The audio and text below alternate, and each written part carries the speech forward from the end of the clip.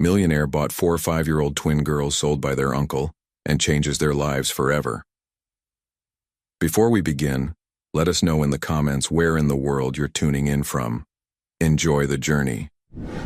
3 years after losing Rebecca to cancer, Charles Wagner moved through the charity gala like a ghost in an expensive suit.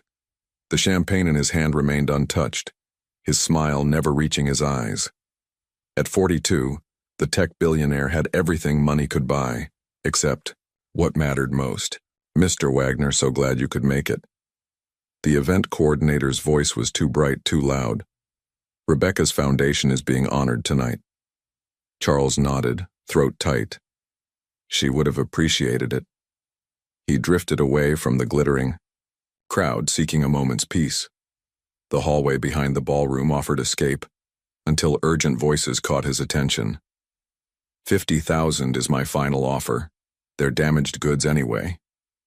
Charles froze. Something in the man's tone made his skin crawl. "Look at them. Identical merchandise, barely used, worth twice that." "Merchandise?" Charles moved closer to the partially open door, peering inside. What he saw stopped his heart. 4 little girls stood in a row, holding hands like a paper chain. All identical, quadruplets, no more than 5 years old, with blonde hair and haunted blue eyes. They wore matching worn white dresses, their small shoulders rigid with fear. The tallest girl, perhaps by mere millimeters, stood slightly forward, her gaze defiant despite her trembling lips. Something about her eyes struck Charles like lightning. They were Rebecca's eyes. Not in color, but in spirit. Fierce, protective, refusing to surrender. "Let me examine the goods," the buyer said, reaching for the girls. The uncle, Charles, assumed from their similar features, roughly separated them, breaking their chain of hands. "Display value, stand straight." The smallest girl whimpered, and the defiant one immediately tried to reach her sister. "Stay put." The uncle's hand raised threateningly. Something cracked inside Charles's chest, a wall of ice that had surrounded his heart since Rebecca's death. "That's enough." His voice cut through the room as he stepped inside. Both men turned, startled by the intrusion. "This is a private transaction," the uncle snarled. Charles pulled out his checkbook, a relic he kept for rare occasions. $250,000. The men's eyes widened. "For what?" the uncle finally asked. Not for what, for whom. Charles stepped closer to the girls, noting their matching stuffed rabbits clutched in tiny fists. "I'm not buying children, I'm giving them a chance." The defiant girl's eyes narrowed, measuring him. She didn't trust him. Why should she? But there was a flicker of something else there too. Hope, perhaps, or recognition of a kindred broken soul. "Do we have a deal?" Charles asked, his pen hovering over the check. The uncle's greed won over any hesitation. "Cash would be better." "This isn't negotiable." Charles's voice was steel. "The check, or I call the authorities. Your choice." As the uncle grudgingly agreed, Charles caught the eye of the protective little girl again. Something passed between them, a promise unspoken but binding. "I will not let you down." As Charles signed the hastily prepared adoption papers, a silver-haired woman appeared in the doorway. She wore an elegant navy suit and carried herself with quiet authority. "Dr. Eleanor Reed." She introduced herself, handing Charles a business card. "I can handle the legal aspects of this situation." Charles didn't question her timely appearance, his focus entirely on the 4 silent little girls now sitting in a tight cluster on the leather back seat of his Bentley. Their identical stuffed rabbits remained clutched to their chests, a barrier between them and the world. "Thank you," he said simply to Dr. Reed, accepting her card without examining it. The drive to his Westchester mansion passed in silence. Each time Charles glanced in the rearview mirror, 8 solemn eyes stared back, assessing him. "We're here," he announced unnecessarily as the car crunched up the circular driveway. His sprawling home suddenly seemed alien to him, a showpiece designed for entertaining business associates, not nurturing children. There were no safety gates on the marble stairs, no plastic cups in his crystal-stocked kitchen, no small shoes by the door.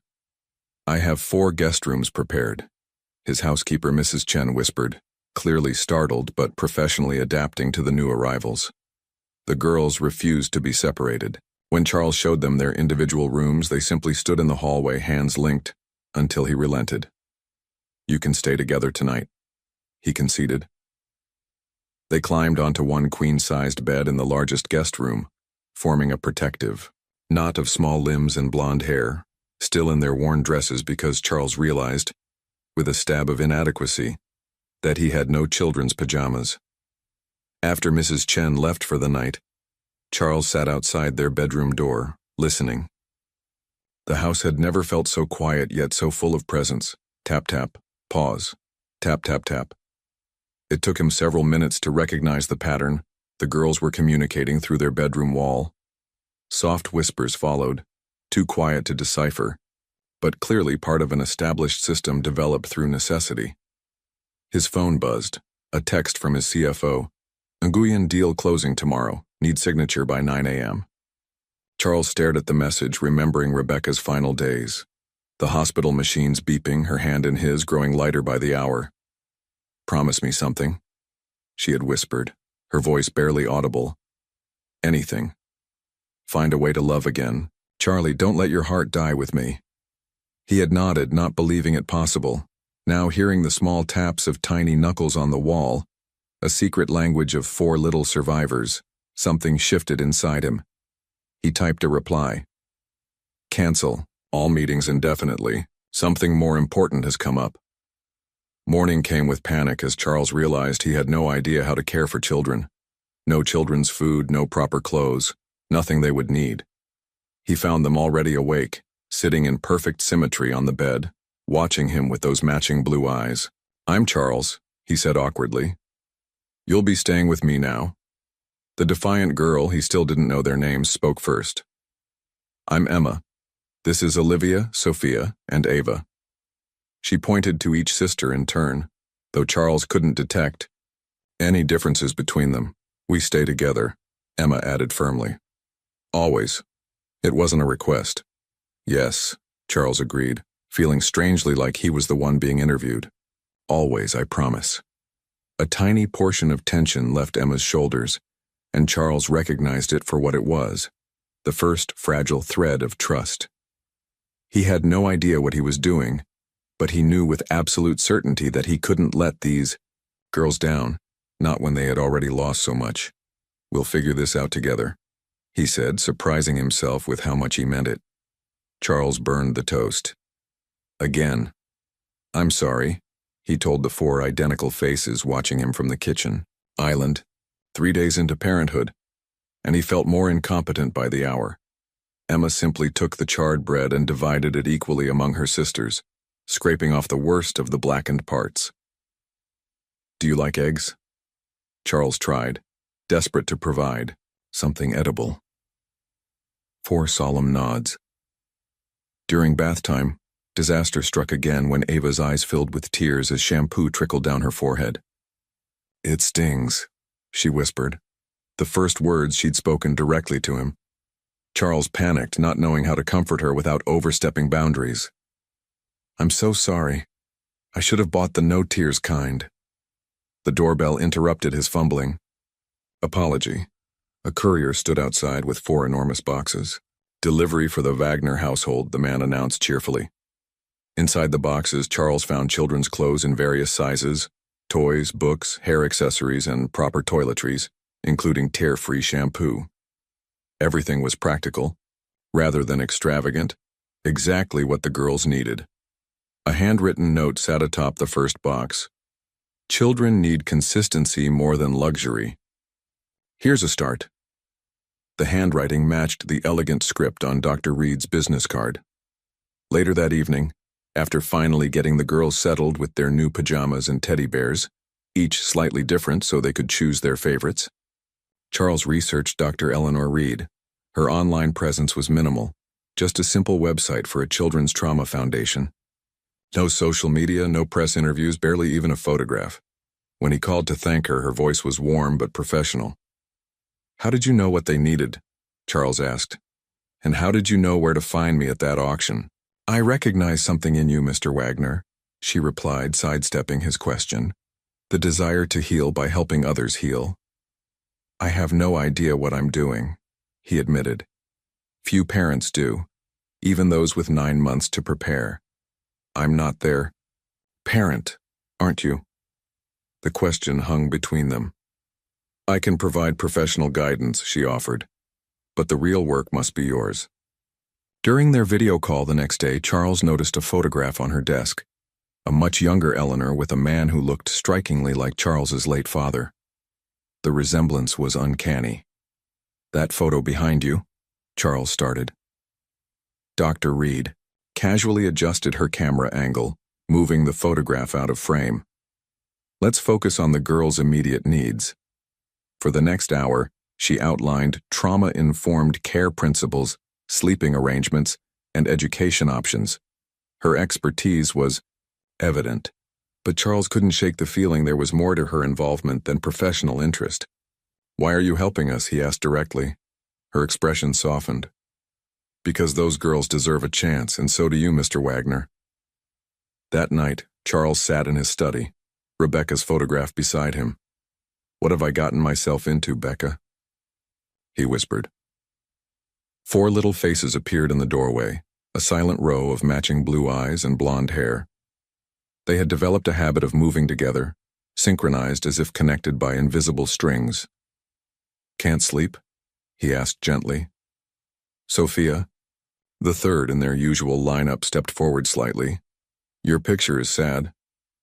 Charles looked at Rebecca's smiling face. Yes, I suppose it is. Our pictures got burned, Emma stated matter-of-factly. In the fire. Charles's head snapped up. What fire? But the girls had already retreated, disappearing back into the hallway like woodland creatures startled by a sudden noise. He found them back in bed, pretending to be asleep. Their eyelids fluttered with the effort of deception.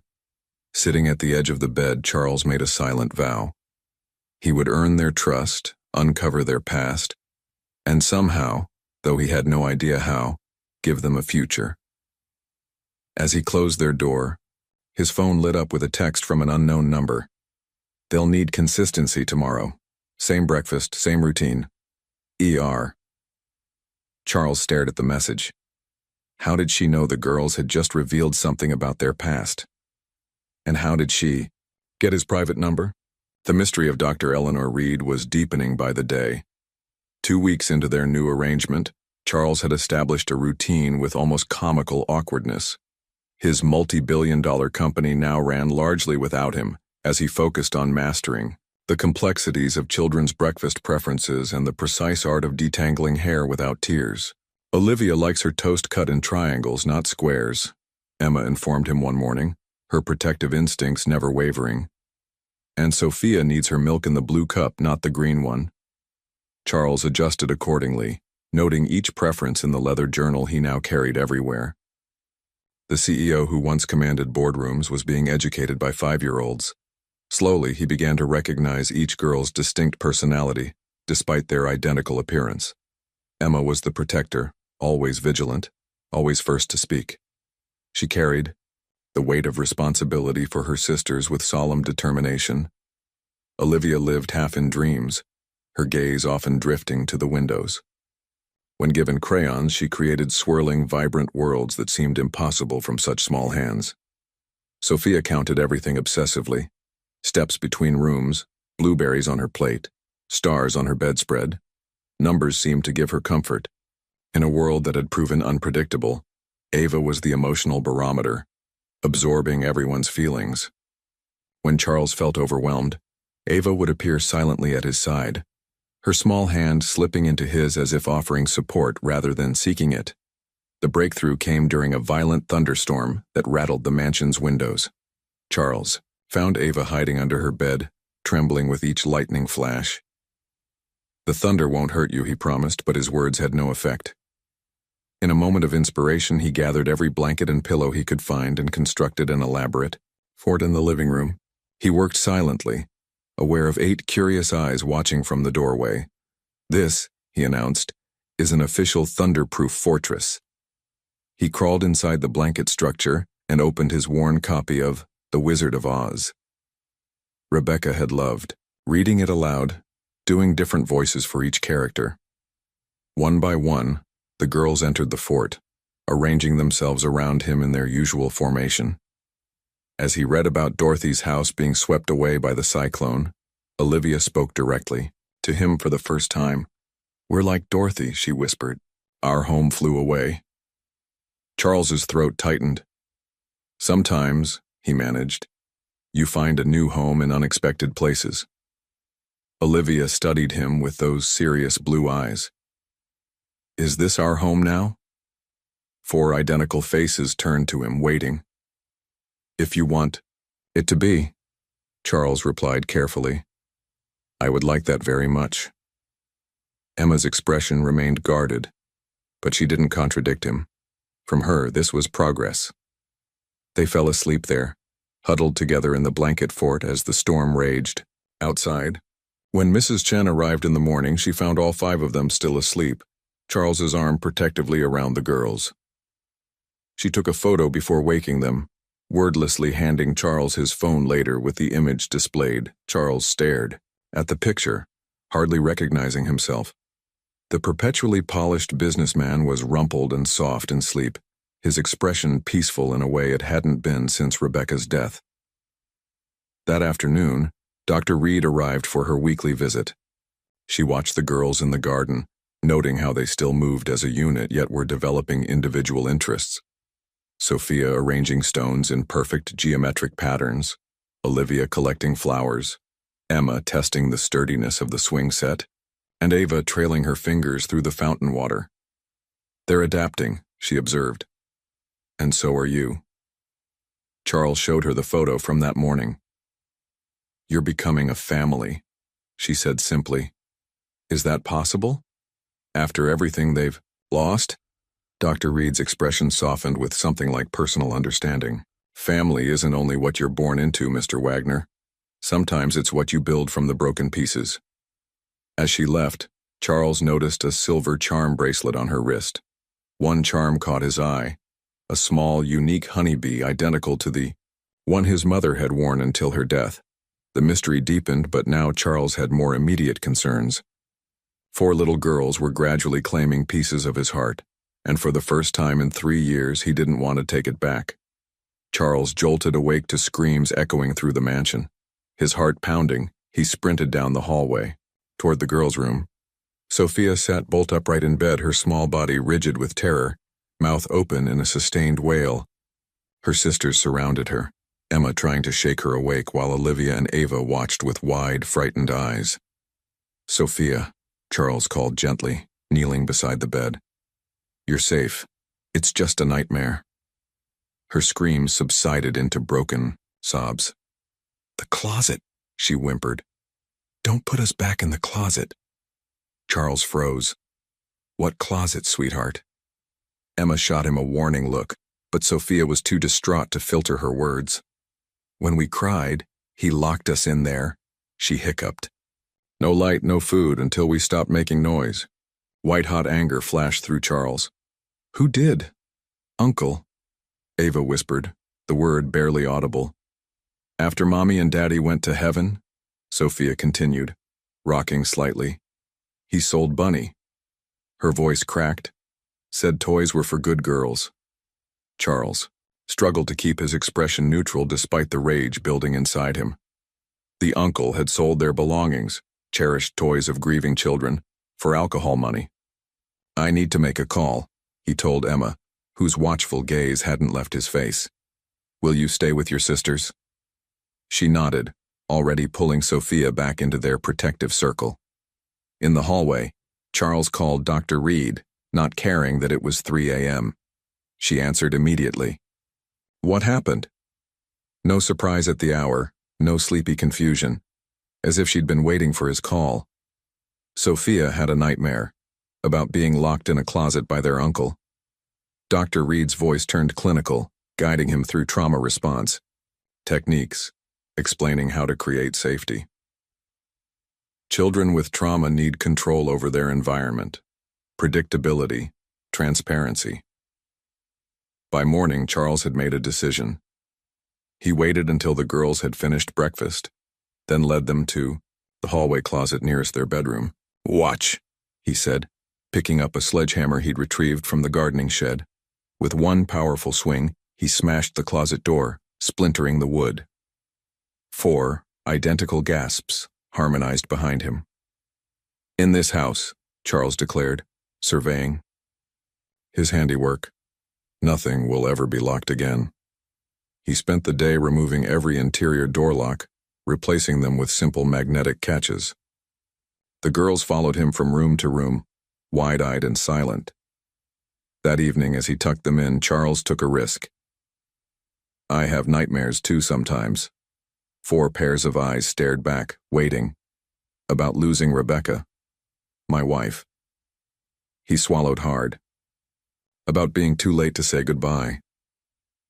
"Did she go to heaven too?" Olivia asked softly. Charles nodded. 3 years ago, cancer, an illness, took her. Did it hurt? Sophia's question was barely audible. "Yes," Charles answered honestly, "but she was very brave."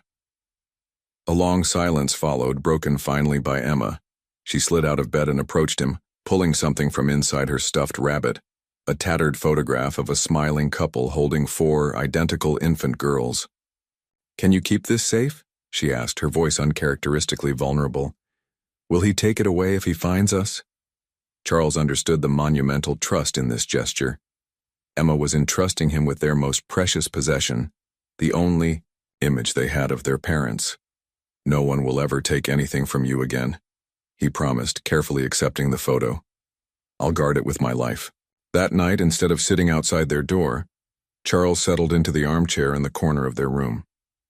He watched over them until they fell asleep, thinking about closets and locks and the cruelty adults could inflict on children. He texted his head of security, "I need everything you can find on the girl's uncle," discreetly. Dr. Reed's reply came minutes later, though he hadn't messaged her.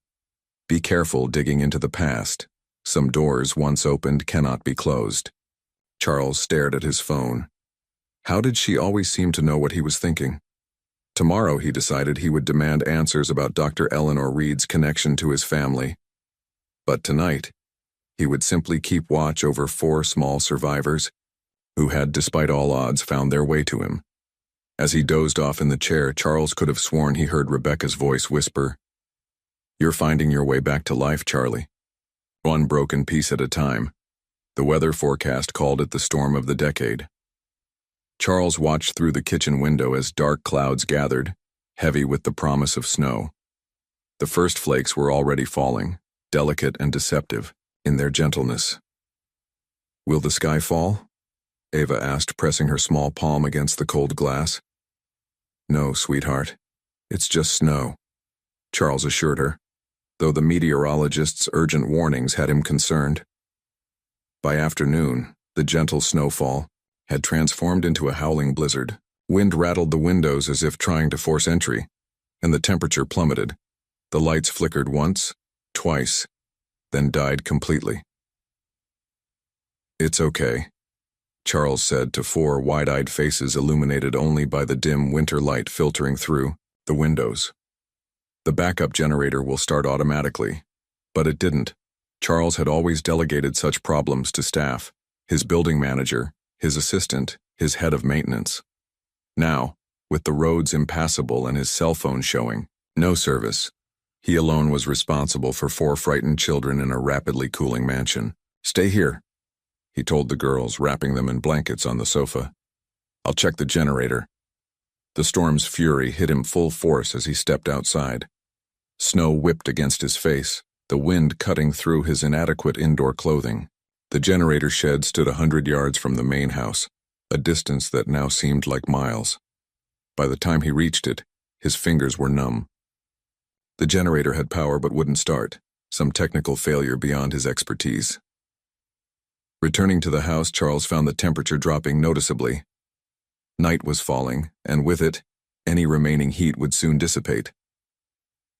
"We need to conserve warmth," he announced, trying to project confidence he didn't feel. "We'll all stay in one room tonight." He gathered blankets, pillows, flashlights, and food, creating a nest in front of the living room fireplace, the one heating source that didn't require electricity. "Have you ever made s'mores?" he asked, pulling chocolate bars and marshmallows from the pantry. 4 heads shook in unison. "Then you're in for a treat." Charles showed them how to roast marshmallows on the fire, sandwiching the gooey sweetness between graham crackers and chocolate. The simple activity distracted them from the storm's rage outside, their giggles a counterpoint to the wind's howl. As they ate their messy creations, Charles told stories by flashlight, making shadow puppets on the wall. For a few precious hours, the storm became background noise to their improvised indoor camping adventure. But at midnight, disaster struck. Olivia developed a fever, her small body radiating alarming heat. "My throat hurts," she whimpered, curled against Emma. Charles had no children's medicine in the house. The nearest hospital was 15 miles away. "We need to get her to a doctor," he told Emma, who nodded solemnly, understanding the gravity of the situation. Bundling all 4 girls in layers of clothing, Charles carried Olivia to the garage, while the others followed in perfect formation.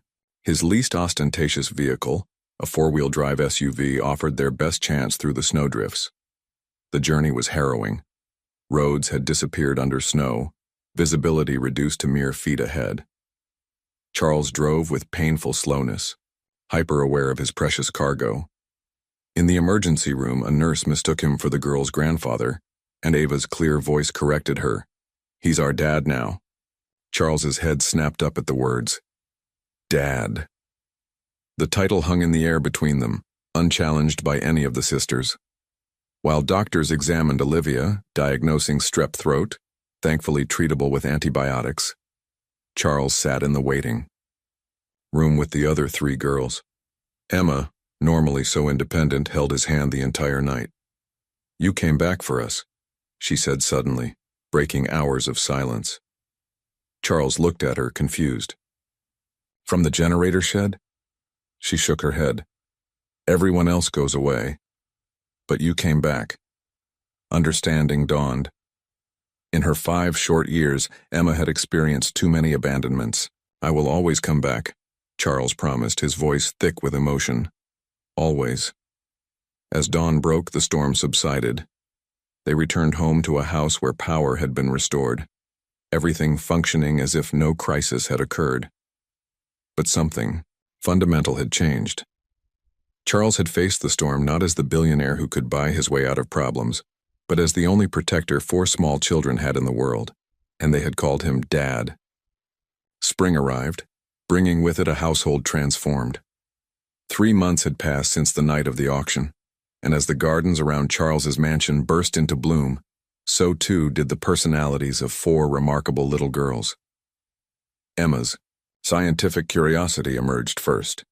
Charles found her dismantling his expensive alarm clock one morning, tiny screws arranged in perfect rows beside her. "I wanted to see the inside," she explained, not a trace of apology in her voice. Rather than scolding her, Charles brought her a box of old electronics from his company's research lab. "These are meant to be taken apart," he explained, showing her how to use the miniature screwdriver set he'd bought her. Her eyes lit up with a passion he recognized, the same drive that had led him to build his first computer at age 12. Olivia's gift revealed itself through color and form. Her artwork transcended typical children's scribbles, capturing emotions she couldn't yet verbalize. A particularly haunting drawing showed 4 small figures huddled together in darkness, with a larger shadowy figure looming above them. "It's from before," she whispered when Charles asked about it. "Before you," her eyes seemed to say. Charles hung her creations in his study, each one a window into their past and present. Sophia's mathematical abilities surfaced during a trip to the grocery store. As Charles struggled to calculate the sale price of breakfast cereal, her small voice offered, "It's $12.73 for all of them." Charles double-checked with the calculator on his phone. She was exactly right. "How did you know that?" he asked, amazed. She shrugged. "Numbers are easy. They don't change like people do." But perhaps most remarkable was Ava's gift, an almost supernatural empathy that allowed her to sense emotions before they were expressed. "Mrs. Chen is sad today," she announced one morning before the housekeeper arrived. "Her sister is sick." When Mrs. Chen arrived, red-eyed but professional as always, Charles discreetly asked about her family. Her surprise was evident. She hadn't told anyone about her sister's hospital admission the previous night. "How did you know?" she asked. Charles glanced at Ava, who was carefully arranging flowers in a small vase. A lucky guess. Recognizing their unique talents, Charles converted his home office into a learning space tailored to each girl's interests. One corner held engineering kits and microscopes for Emma. Another featured easels and art supplies for Olivia. A third contained mathematical puzzles and games for Sophia. The fourth offered books about emotions and relationships for Ava, Dr. Reed observed their progress during her monthly visits, noting how they still moved as a unit yet were developing as individuals. "They're not just surviving now," she remarked during one visit. "They're becoming who they were meant to be." Charles nodded, watching Emma and Sophia collaborate on building a simple robot. "I barely recognize the company financials anymore," he admitted. "I've been so focused here." "Regrets?" Dr. Reed asked, her keen eyes studying his face. "None," Charles answered without hesitation. "The board can handle quarterly projections. These moments won't come again." Later that evening, as Charles helped Ava plant seeds in small pots on the windowsill, his phone buzzed with a message from his CFO. Urgent decision needed on Malaysian expansion. 6 months ago, such a message would have sent him immediately to his office. Now he simply typed back, "Proceed with Plan B, we'll review tomorrow." Ava looked up from her seeds. "You're happy now," she said. Not a question, but an observation. Charles considered this. "Yes," he realized. "I am. But also sad sometimes," she added, gently patting soil around a tiny seedling. He smiled at her perceptiveness. "That's how hearts work, Ava. They can hold joy and sorrow at the same time." She nodded sagely as if confirming something she'd long suspected. "Like our box." "What box?" Ava pointed to her chest. "The one inside. It has Mommy and Daddy, but also has room for you." "Now." Charles knelt beside her, overwhelmed by the simple profundity of her words. "I'm honored to be in your box," he said softly. That night, checking on them after bedtime, Charles found all 4 girls still awake, whispering together in their secret language. They fell silent when he appeared, but Emma spoke after a moment. "We decided something." "Oh?" Charles leaned against the doorframe, prepared for anything. "If it's okay," she said formally, "we'd like to call you Dad." "You're sure about this?" Charles asked, kneeling to straighten Emma's collar. All 4 girls wore identical navy uniforms, hair neatly braided, backpacks carefully labeled. "We're not babies, Dad," Emma replied, using his new title with a blend of shyness and pride. Brookhaven Academy was the most prestigious private school in the county, and the only one Charles had found with experience handling multiple births in the same classroom. The headmistress had assured him they would balance the girls' need for togetherness with opportunities for individual growth. Still, he hesitated by the car. "Remember, if anything feels wrong, just call me. I'll come immediately." "We'll be fine," Emma insisted, though Ava's hand tightened visibly around her stuffed rabbit. Charles watched them walk into the imposing brick building, 4 identical blonde heads moving in formation. His heart constricted with a mix of pride and fear he'd never experienced in business dealings. Dr. Reed called as he sat in the parking lot, unable to leave. "The first day is harder on parents than children," she said, somehow knowing exactly where he was. "I'm not worried," Charles lied. "Of course you are, that's what good fathers do." The word father still felt foreign to Charles, a title he'd inherited rather than earned. Yet the girls had bestowed it upon him with such certainty, his fears proved prescient. When he returned for pickup, Miss Winters, their teacher, requested a private conversation. There were incidents, she said diplomatically. The incidents included other children's curiosity turning cruel. Some asked if the girls were bought like dolls.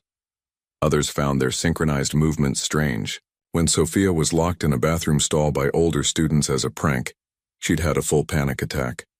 Perhaps a less traditional environment, Miss Winters suggested gently.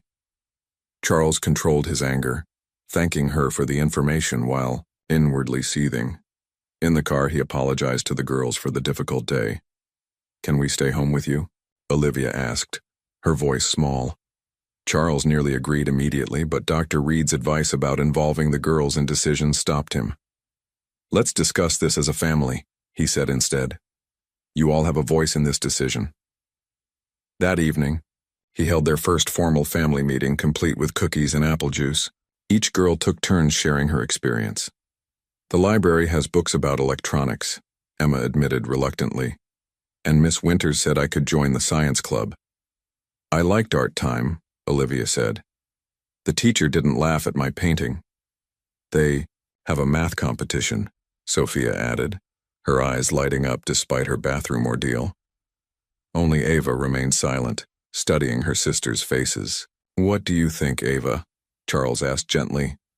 "Everyone wants to try again," she said, reading her sisters' underlying emotions. "Even though they're scared." Charles looked at Emma for confirmation.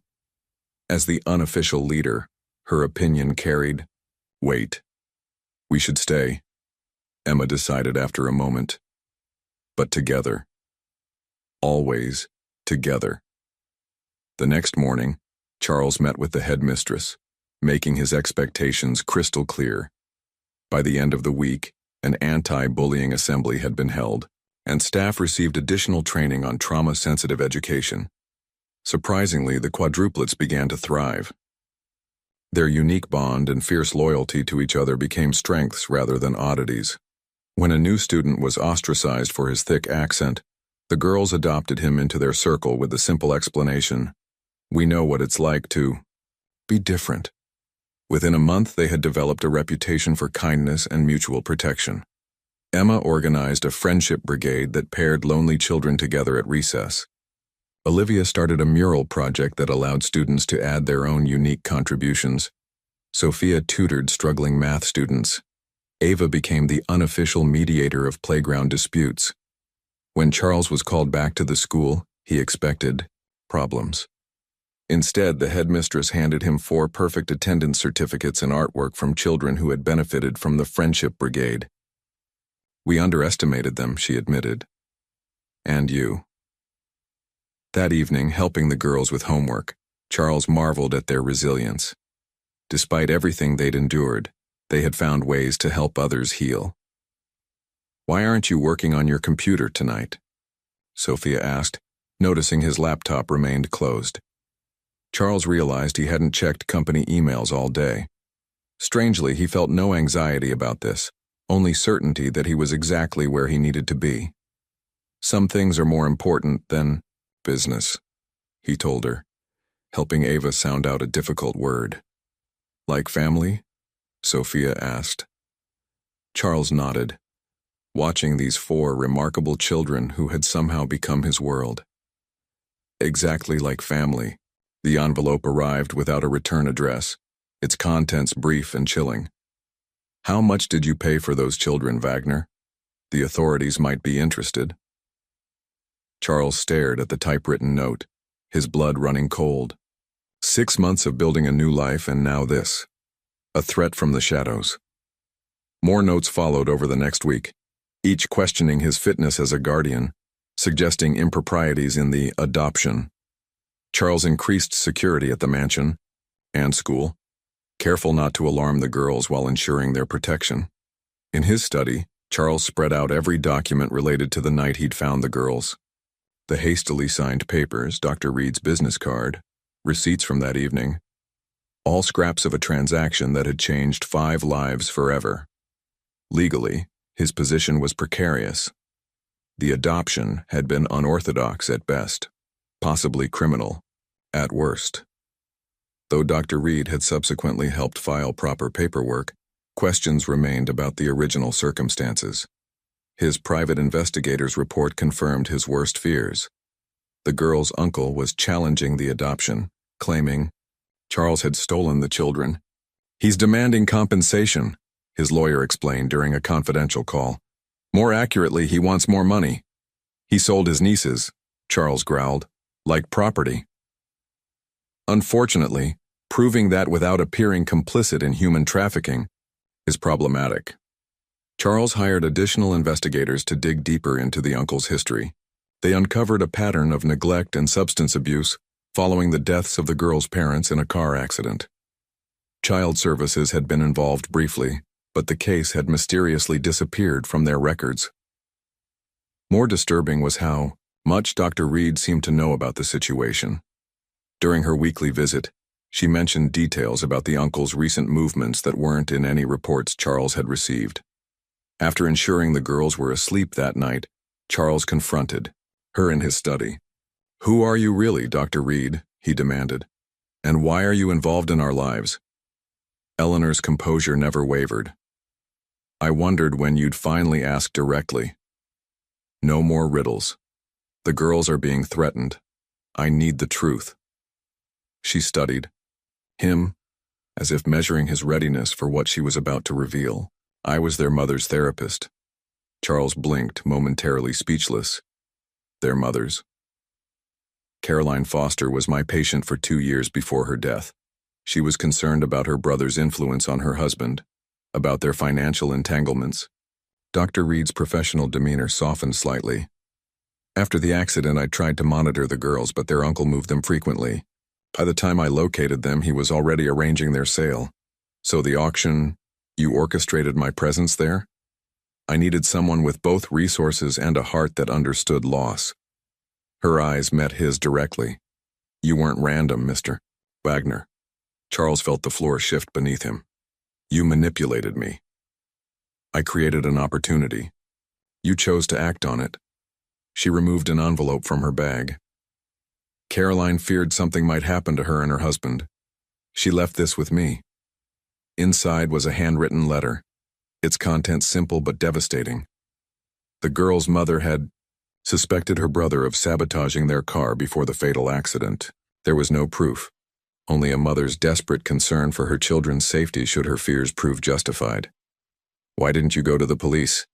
Charles demanded. "With what? Suspicions? The brother is well connected locally." Dr. Reed's voice hardened. "I tried the proper channels. Meanwhile, 4 traumatized little girls were being neglected and abused." Charles absorbed this, anger giving way to understanding. "What happens now? He's threatening to expose the irregular adoption." "Let him try," Dr. Reed said with surprising steel. "I've been building a case against him for over a year. Your investigators have simply accelerated the process."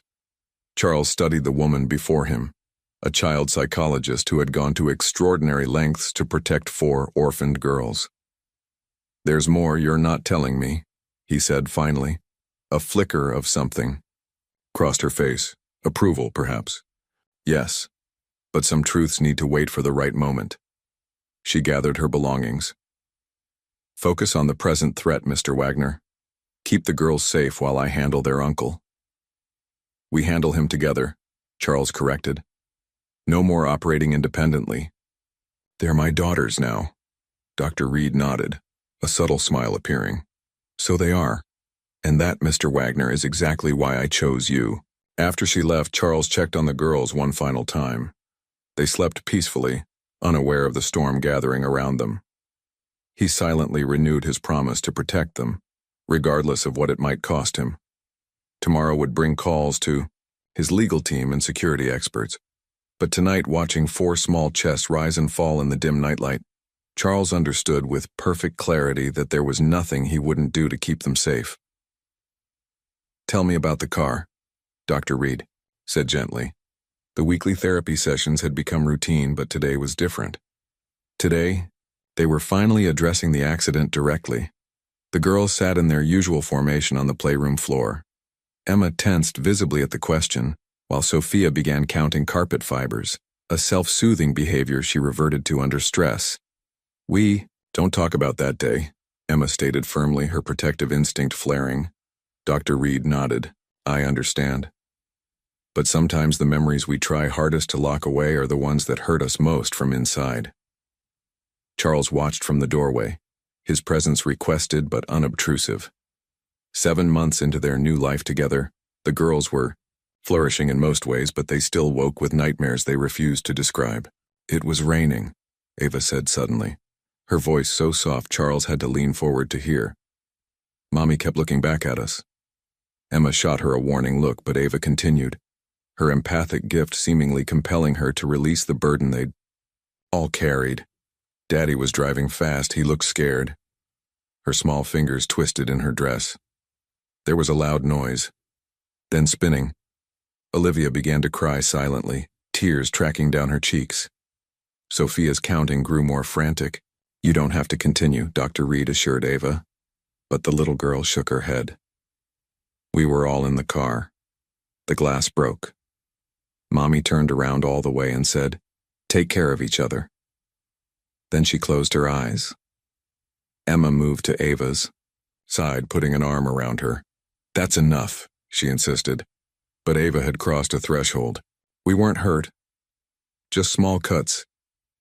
We sat there for a long time before the lights and sirens came. We kept waiting for Mommy and Daddy to wake up." Charles felt his heart breaking for them. No wonder they refused to be separated. Why they developed their own language, why they checked on each other throughout the night. Their mother's final instruction, take care of each other, had become their sacred mission. Dr. Reed kept her voice steady. "Thank you for sharing that, Ava. That was very brave." "And are they watching us from heaven?" Sophia asked abruptly. Her counting paused. Dr. Reed glanced at Charles, who stepped fully into the room, kneeling beside the girls. "I believe they are," he said. "Just like Rebecca watches over us too." Emma studied him intently. "You really think so?" "I do." Charles took a deep breath. "And I have something to show you. I've been working on it for a while." He led them through the house and out to a secluded part of the garden he'd kept off limits during construction. There in a sunlit clearing stood 4 young cherry trees planted in a perfect circle around a small central fountain. "One tree for each of you," Charles explained, growing stronger together. The girls moved forward slowly, touching the smooth bark of the saplings with wonder. "In the spring, they'll bloom with pink flowers," Charles continued, "and as you grow, they'll grow alongside you." "What's the fountain for?" Sophia asked, always attentive to patterns and design. "It's a memorial fountain," Charles explained. "A place to remember those we've lost, but also to celebrate life continuing." Emma, who had maintained her composure throughout Ava's revelation, suddenly broke. Her small shoulders began to shake, and for the first time since Charles had known her, she wept openly. Not the silent tears the girls sometimes shed, but deep, racking sobs of grief too long contained. Charles gathered her into his arms, and the other girls pressed close, their family unit expanding to include him in their circle of comfort. "Can we put pictures of Mom and Dad here?" Emma asked through her tears, her face pressed against his shoulder. "Of course," Charles answered, his own voice thick with emotion. "And Rebecca, too. They're all watching over us." Later, as the girls helped plant flowers around the trees, Dr. Reed stood beside Charles. "This was the breakthrough we needed," she said quietly. "They're finally processing their grief instead of just surviving it." Charles nodded, watching as Olivia carefully arranged stones in a decorative pattern around her tree. "Will the nightmares stop now?" "Not immediately, but they'll change, become less terrifying." Dr. Reed smiled gently. "They're learning it's safe to remember, safe to feel the pain." "Because they're not alone anymore," Charles realized. "None of you are," Dr. Reed agreed, her gaze encompassing all 5 of them. That night, for the first time, the girls asked to hear stories about Rebecca. Charles shared memories of her laugh, her kindness, her strength during her illness. The conversation opened a door that had been closed in his heart for 3 years. As he tucked them in, Emma whispered, "Thank you for the trees, Dad. Dad." The word still amazed him every time he heard it. "You're welcome, my brave girl," he whispered back, knowing something profound had shifted that day. Within the girls, within himself, within their still-forming family. They were learning, all of them, how to honor the past while building a future together. The courthouse loomed imposingly against the clear autumn sky. Charles adjusted Emma's collar, a nervous gesture he couldn't suppress. "Remember what we practiced," he told the girls. "You only have to answer what the judge asks you." "We know, Dad," Emma replied with the composed maturity that still sometimes startled him. Inside, they were met by their attorney and Dr. Reed. Charles had spared no expense hiring the most respected family court specialist in the state. What he hadn't expected was to see the girl's uncle already seated at the opposite table, alongside an expensively dressed lawyer. "That's him," Sophia whispered, pressing closer to Charles's side. The uncle, Martin Foster, looked different from Charles's memory of that night. Sober, well-groomed, and affecting a sorrowful expression that might have been convincing to someone who hadn't seen him haggling over his niece's price. "Steady," Dr. Reed murmured. "We're prepared for this." The proceedings began with formal introductions. Judge Harriet Wilson, a stern-faced woman in her 60s, studied the four identical girls with keen interest before addressing the court. "This is an unusual case," she stated. "I've reviewed the preliminary documents and find significant irregularities in the initial transfer of guardianship." Martin Foster's attorney rose smoothly. "My client was coerced into signing away his rights to his beloved nieces.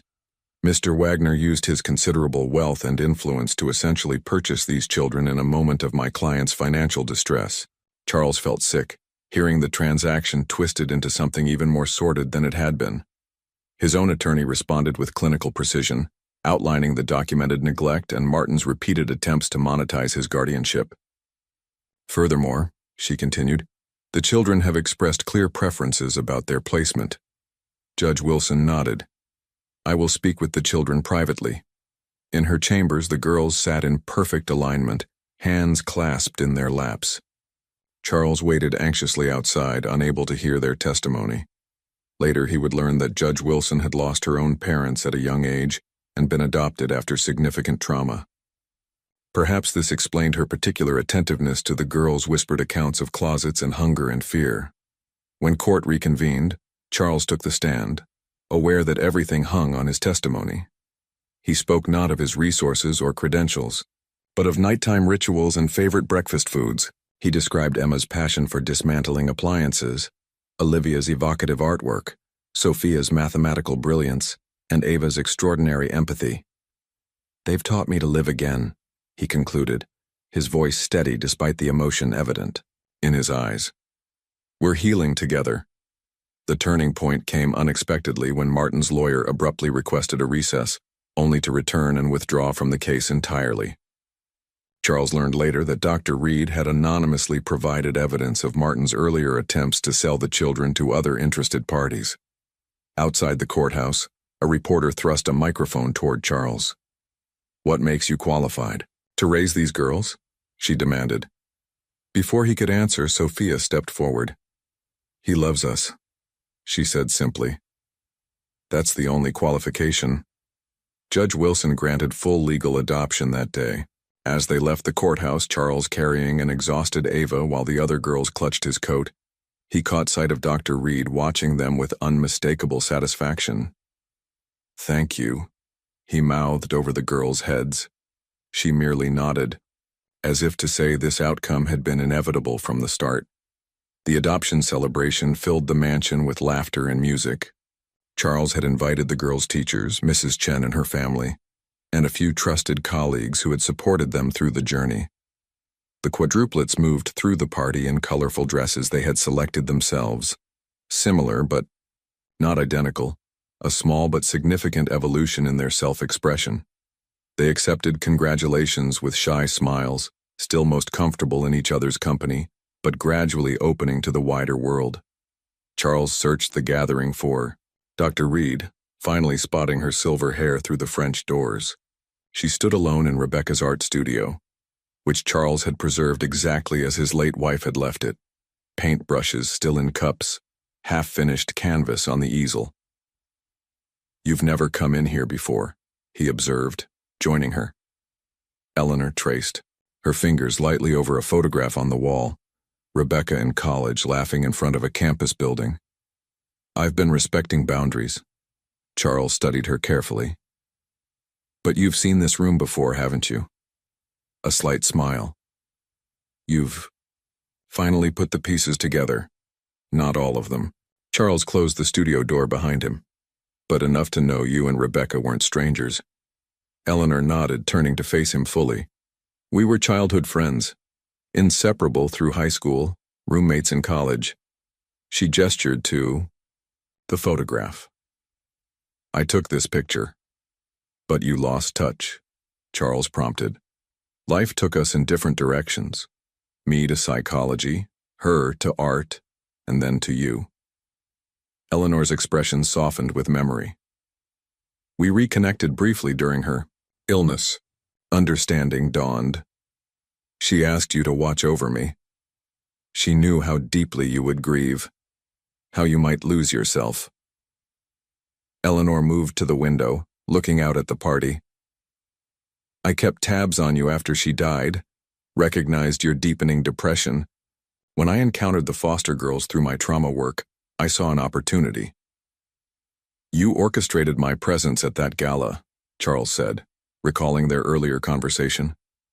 I created a possibility, she corrected. You chose to step through that door yourself. Charles processed this revelation with less anger than he might have expected. You manipulated me.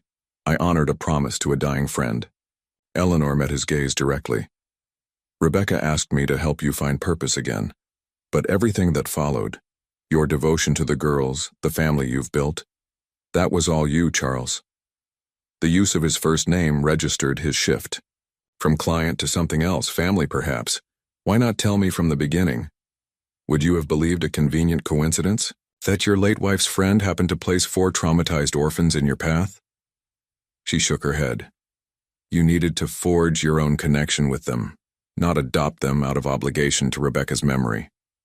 Charles looked through the window, at his daughters now playing a complicated hand-clapping game with other children. They saved me too, didn't they? That's how healing works, Eleanor said simply. It's rarely one-directional.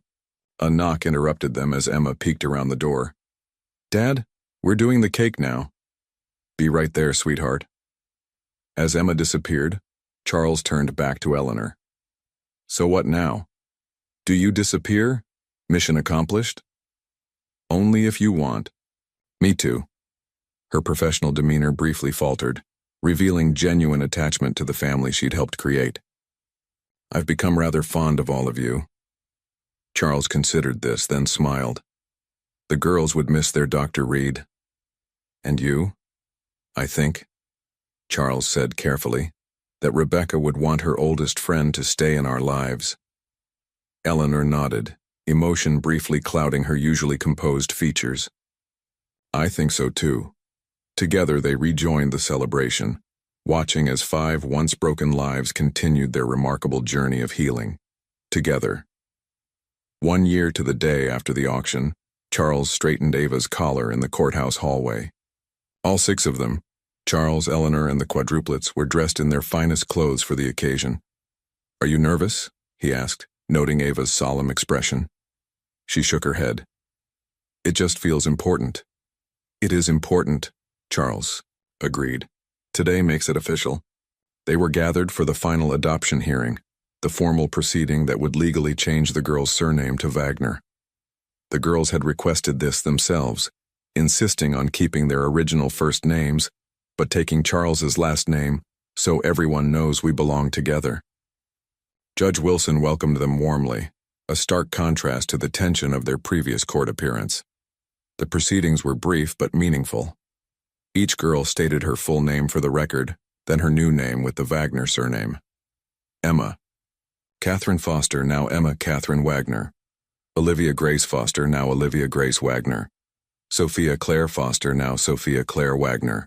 Ava Michelle Foster, now Ava Michelle Wagner. As the judge signed the finalized paperwork, she looked directly at the girls. You are fortunate to have found each other, she told them. Sometimes families are born and sometimes they're built. Both kinds are real and precious. Later that evening, as twilight softened the edges of the garden, Charles gathered his daughters beneath the cherry trees which had grown noticeably during the past year. "I have something for each of you," he said, presenting 4 small velvet boxes. Inside, each was a silver locket, delicately engraved with the girl's initial. When opened, each locket contained 3 photographs. Their birth parents, Rebecca, and a recent family portrait of all 6 of them, Charles, the Quadruplets, and Eleanor, who had become a constant in their lives. "These are your roots," Charles explained, helping Sophia fasten her necklace. "All the people who love you, past and present." Olivia traced the tiny faces with her finger. "Will we forget them, Mommy and Daddy?" "No," Charles assured her. "That's why I'm giving you these, and why we'll continue to talk about them just as we talk about Rebecca." Emma, ever the most guarded with her emotions, asked quietly, "Are you okay with us remembering them?" Charles knelt before her. "My darling girl, I would never want to replace your parents. They gave me the greatest gift possible, you 4. I will honor their memory always." "Like a promise?" Sophia asked. "Exactly like a promise." Charles looked at each of them in turn. "I will honor your past while we build our future. You will always know where you came from and be secure in where you're going." Eleanor, watching from a respectful distance, caught his eye with an approving nod. That night, a remarkable thing happened. For the first time since coming to live with Charles, the girls chose to sleep in their own rooms. 4 adjacent bedrooms they had helped decorate to reflect their individual personalities. The synchronized movement and constant togetherness that had characterized their early months had gradually evolved into a more confident independence. Charles checked on each of them during the night, a habit he couldn't bring himself to break. In each room he found a sleeping child with her locket clutched in one hand and her stuffed animal in the other, half in the past, half in the present, wholly secure in being loved. In the hallway he paused outside the last door, reflecting on the extraordinary journey of the past year. From broken widower to father of 4, from isolated griever to head of a vibrant, unconventional family. "We did it, Becca," he whispered to the quiet house. "We found a way to love again." Somewhere in the garden, a night bird called to its mate, a sound of connection across the darkness that seemed to Charles's ears like an answer. 3 years after the night of the auction, the Wagner household buzzed with activity. At 8 years old, the Quadruplets remained identical in appearance, but had blossomed into distinctly different individuals with unique passions.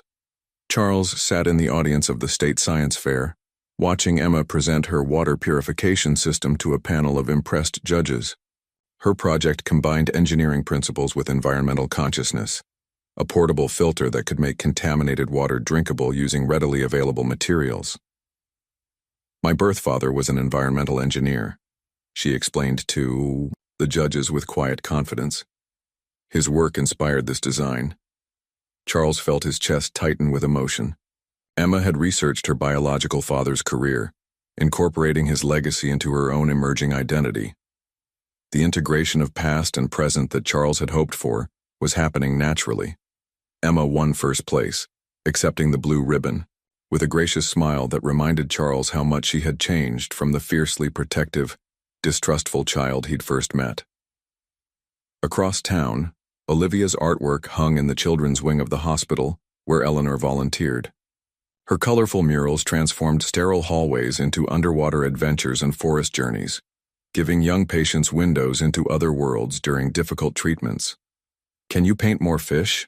a 7-year-old leukemia patient asked as Olivia worked on her latest piece. "As many as you want," she promised, adding whimsical details based on the child's suggestions. The shy, dreamy girl who once expressed her traumas through dark imagery now created healing spaces for others, her artistic gift becoming a bridge between her inner world and the outside one. Sophia's mathematical brilliance had found expression in an educational app developed through Charles's tech company. Number Quest had started as a series of games she invented to help classmates understand fractions, then evolved into a widely used teaching tool when Charles recognized its potential. "The secret is making the numbers tell a story," Sophia explained during a demonstration for elementary school teachers. When you understand the pattern, you understand the math. The algorithms she intuited with her remarkable mind were now helping thousands of children overcome math anxiety. The girl who had once counted obsessively to control her fear now empowered others to find joy in numbers. Perhaps most remarkable was Ava's transformation. Her extraordinary empathy, once a burden that absorbed everyone's emotions indiscriminately, had evolved into a gift she could channel purposefully. She had started a support group for children who had lost parents, creating a safe space where grief could be expressed without judgment. It's okay to feel sad and happy at the same time, she told a recently orphaned 6-year-old boy. That's how hearts work. Charles recognized his own words, spoken to her years ago in the garden, now offered as wisdom to another child navigating loss. His own life had transformed as well. Stepping back from daily operations at his company, Charles had established the Wagner Foundation for Traumatized Children, with Eleanor as its director. Their combined resources and expertise created innovative programs supporting children through various forms of trauma, influenced directly by what they had learned from the Quadruplets. At the Foundation's annual gala, the girls gave a joint speech about second chances that left no dry eye in the audience. They stood together at the podium, still moving with their characteristic synchronicity at significant moments, but speaking with individual voices about their journey. Family isn't just what you're born into, Emma concluded. Sometimes it's what finds you when you need it most. Watching from the side of the stage, Charles remembered the frightened girls from 3 years ago, holding hands in a protective chain, their matching stuffed rabbits clutched against worn dresses. Now they stood confidently in elegant, coordinated outfits they had chosen themselves, addressing hundreds of people with poise beyond their years. Later that evening, as Charles tucked them in, a ritual they still maintained, despite their increasing independence, Sophia asked, "Are you proud of us, Dad?" "More than I could ever express," he answered honestly. "Even though we're not really yours?" She persisted, a rare moment of vulnerability revealing the question that occasionally still troubled them. Charles sat on the edge of her bed. "You became mine the moment I chose you, and you chose me back. Biology doesn't make a family. Love does." Sophia nodded, satisfied with this answer. "Like our trees in the garden. Different roots, same soil." "Exactly." Charles smiled, touching the locket around her neck. "Different roots, same soil." As he closed her door, Charles reflected on how eloquently his mathematically minded daughter had described their family. Different roots, same soil. 4 unique saplings and 1 weathered oak, growing stronger together in the garden they now shared. The cemetery was peaceful in the morning light, dew glistening on the grass as Charles parked the car. The girls, now approaching their 9th birthday, sat quietly in the back seat, each holding a small bouquet of wildflowers they had picked from the garden. "Are you ready?" Charles asked gently. 4 solemn nods answered him. Today marked their first visit to their parents' grave since the accident nearly 5 years ago. They moved as a unit through the rows of headstones, Charles slightly behind, allowing them this moment of connection with their past. Eleanor had helped prepare them for the visit, explaining that having a physical place to remember their parents might help complete their healing journey. The matching headstones were simple but elegant, with Michael and Caroline Foster, beloved, parents engraved beneath their names. Emma stepped forward first, placing her flowers carefully. "Hello, Mommy." "Hello, Daddy," she said softly. "We miss you." Her sisters followed, each adding their flowers and whispering their own messages. Charles stood back, his heart full as he watched his daughters acknowledge their roots while standing firmly in their present. After a respectful time at the graves, they spread a blanket beneath a nearby oak tree for a picnic, a celebration of life rather than a mourning of death. "Tell us a story about them," Olivia requested as they ate sandwiches. Charles shared what he had learned about Michael's environmental engineering work and Caroline's passion for teaching kindergarten. The girls added their own fragmented memories, The sound of their father's laugh, the smell of their mother's perfume, a lullaby sung in harmony. They would be so proud of you, Charles told them, and for the first time, all 4 girls seemed to truly believe it. Later that afternoon, they visited Rebecca's memorial garden. The cherry trees had flourished, now strong and tall, creating a canopy of green leaves above the fountain. In spring, they bloomed spectacularly, a riot of pink that transformed the garden into a wonderland. Next year, can we invite our friends for a picnic here during the bloom?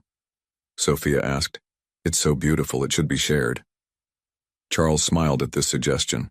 The garden had evolved from a private memorial to a celebrated heart of their home, much as their grief had transformed from an isolating burden to a shared experience that connected rather than divided them. That evening, Charles found the girls in his home office looking through his wedding album. The sight startled him briefly. These were private memories he hadn't shared with them. Is this okay? Emma asked, ever attuned to his reactions. We wanted to see Rebecca. It's perfectly okay, Charles assured them, sitting down to join them. Tell us about her, Emma requested, a question that once would have pierced him with pain but now brought a wave of bittersweet warmth. Rather than deflecting as he once might have, Charles shared stories of Rebecca's compassion and strength, her artistic talent, her way of finding beauty in ordinary moments. She would have loved you all so much, he said, his voice steady despite the emotion behind the words. Ava placed her small hand over his. She still does, she said with that remarkable intuition that continued to astonish him. She sent us to each other. Later, as Charles tucked them in, a ritual they insisted on maintaining even as they grew more independent, Eleanor arrived with a surprise. She carried an envelope containing birth certificates officially listing Charles as their father, the final documentation of their journey from strangers to family. I thought we should mark the occasion, she explained, having become a beloved fixture in their lives, somewhere between aunt and grandmother in the familial constellation they had created together. As the household settled into peaceful sleep, Charles sat on the porch, looking at the stars scattered across the night sky. 4 years had passed since that fateful night at the auction, when broken pieces of 5 different lives had somehow found each other. I kept my promise, Becca, he whispered to the quiet garden. I found a way to love again. 4 ways, actually. Shooting stars streaked across the sky, and for the first time since losing her, Charles felt completely at peace. The grief hadn't disappeared, it had transformed, becoming part of a larger story of healing and growth. Inside his home, 4 little girls slept soundly, their paths forward bright with possibility. Outside, 4 cherry trees stood strong in the garden, their roots deep and secure. Different roots, same soil. The family they had built together wasn't conventional, but it was theirs, assembled from loss and love, strengthened by challenges overcome, and sustained by the remarkable resilience of 4 little girls and the man who had found his heart again through them.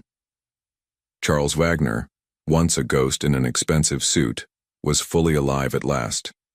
Father, protector, and custodian of second chances. Full circle.